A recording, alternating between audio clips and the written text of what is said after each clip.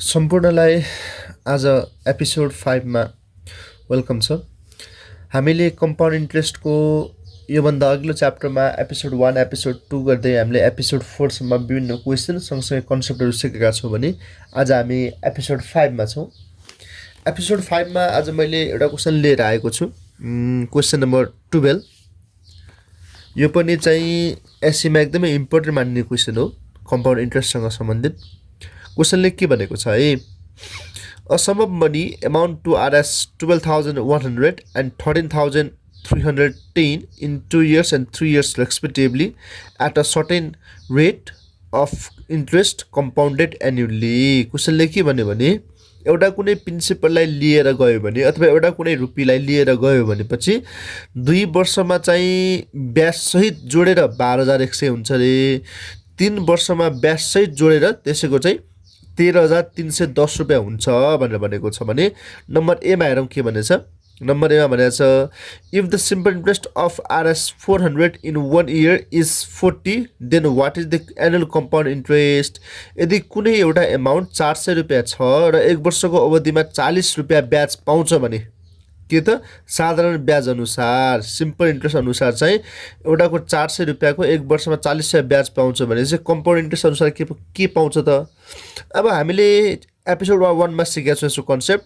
जुन पहिलो वर्षको अवधि हुन्छ, पहिलो वर्ष अवधिमा चाहिँ सिम्पल इन्ट्रेस्ट अथवा चाहिँ एनुअल कम्पाउन्ड इन्ट्रेस्ट वार्षिक दरमा जुन लाग्छ कम्पाउन्ड इन्ट्रेस्ट चक्रीय ब्याज, त्यसमा खासै केही पनि फरक हुँदैन। फरक त दोस्रो वर्षदेखि हुँदै जान्छ। किन त्यस्तो हुन्छ त?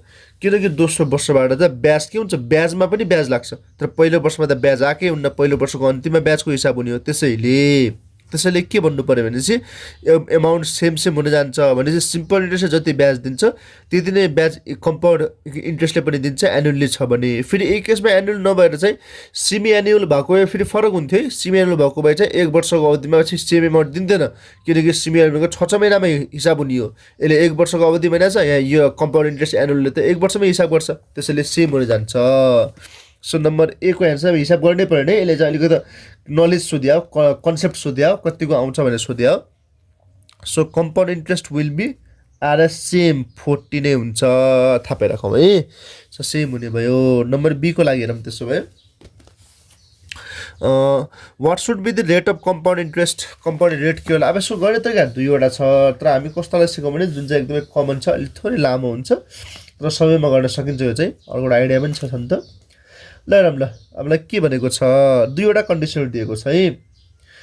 ल पहिला सुरुमा केस आई लिएर जाउँ, जसमा हामीलाई के भनेको छ, एमाउन्ट। ल कम्पाउन्ड एमाउन्ट दिएको छ आरएस 12,100 अनि हामीलाई टाइम दिएको छ 2 इयर्स। अब यसलाई लिएर गयो भने अब प्रिन्सिपल कति हुन्छ हाम्रो, प्रिन्सिपल थाहै छैन। So CA is equal to P 1 + r/100 power T हाम्रो फर्मुला हो। भनेपछि यता रह्यो 12,100, प्रिन्सिपल ए रहने भयो, 1 + r/रेट दिएको छैन, टाइम चाहिँ 2 इयर्स। यो हाम्रो पहिलो कन्डिसन भयो होइन। ल त्यसपछि हामीलाई के भनेको छ, त्यसो अर्को हामीलाई भनेको छ केस आइआईले के भनेको छ, केस आइआईले हामीलाई के भनेको छ, कम्पाउन्ड एमाउन्ट चाहिँ आरएस कति हुन्छ अरे 13,310 रुपिज छ अरे, टाइम चाहिँ 3 इयर्स छ अरे। भनेपछि यही नै हो है। 2 वर्षको अवधिमा यति हुन्छ भने 3 वर्षको अवधिमा के त, 3 वर्षको अवधिमा फेरि वी ह्याभ फर्मुला के छ, CA is equal to P 1 + r/100 power T कति त 13,310, प्रिन्सिपल दिएको छैन, 1 + r/100 पावरमा कति, पावरमा 3 होला। यो इक्वेसन सेकेन्ड भयो होइन। दुईवटा केसहरू हामीले निकाल्यौँ। ल अब कम्पेयर गरौँ, डिभाइडिङ सेकेन्ड बाई फर्स्ट। अब डिभाइडिङ गऱ्यो भने 13,301 12,100 इज इक्वल टु चाहिँ कति छ त, माथिपट्टि छ 1 + r/ यसको 3 वर्षको अवधि थियो 3 लाग्ने भयो, एमा चाहिँ 2 वर्षको अवधि थियो 2 लाग्ने भयो। त मैले छुटेँ 1 + r/100 त रह्यो। अब यो 1303 डिभाइड बाई कति त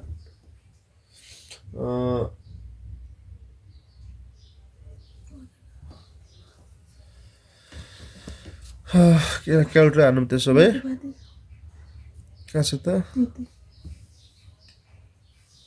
कहाँ छ क्यालकुलेटर ल 13 310 divided by 1200 भनेपछि कति आयो त हाम्रो 1.1 आयो हैन भनेपछि अब यता आएर माइनस होला 0.1 is equal to r divided by 100 so r is equal to 10% हैन r इज इक्वल टु हाम्रो कति आयो 10% आयो यो भयो अब कसको लागि त what should be the rate of compound interest यो आयो हैन अब नम्बर सी मा के भन्छ what should be the principal कति होला त भनेर भनेको छ अब यसलाई भ्यालु पुटिङ गर्ने हो so putting r is equal to 10 in equation ल फर्स्ट मा राखौं के थियो 12 10 is equal to p1 plus r by 100 square भनेपछि 12 100 p1 plus 10 divided by 100 square 12 10 is equal to p यो भने कति हो त 1.21 so principal will be कति हो त्यसो भए कति भयो 10000 भयो कि है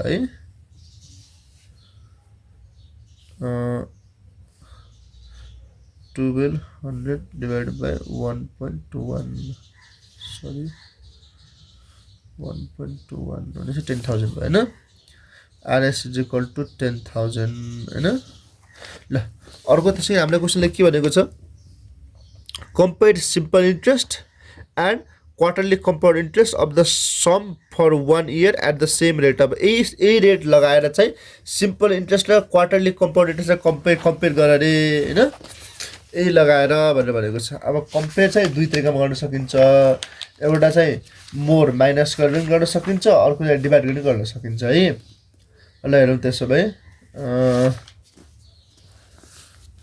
ल नम्बर डी को लागि हेरौँ ल सिम्पल इन्ट्रेस्ट को फर्मुला ptr by 100 प्रिन्सिपल भर्खरै आयो 10000 इन्टु टाइम छ हामीसँग 1 इयर को अवधिमा रे रेट कति छ रेट हामीसँग छ 10% डिभाइड बाइ 100 20 क्यान्सल एकैछिन सक्यो हैन rs 100 1000 त्यसैगरी कम्पाउन्ड इन्ट्रेस्ट क्वार्टरली भनेपछि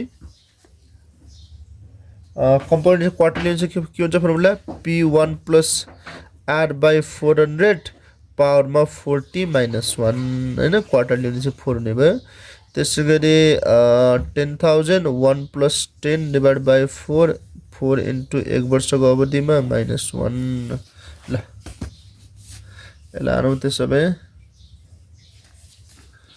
कति हुने भयो त हाम्रो 1 plus 10 divided by 400 त्यसको पावरमा कति पावरमा 4 -1 ओहो into 10000 भनेपछि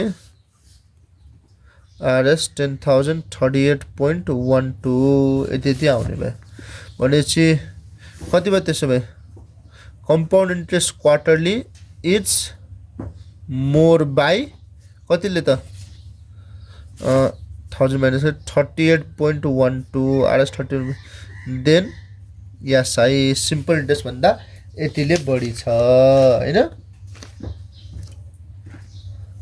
यतिले बढी छ ल ए नै हो हस् थ्यांक यू